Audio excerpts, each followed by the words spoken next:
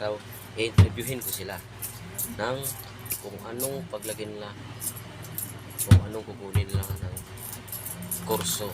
Kurso! Yun lang. Ito sila. Ito dito son. Anong paglaki mo?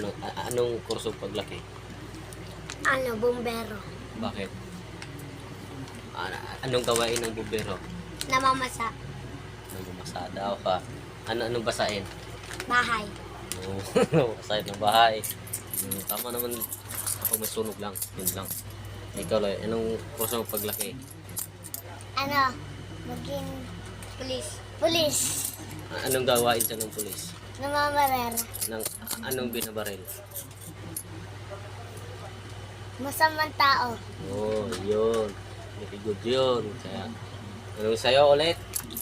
Namamasa ng bahay. Anong sayo?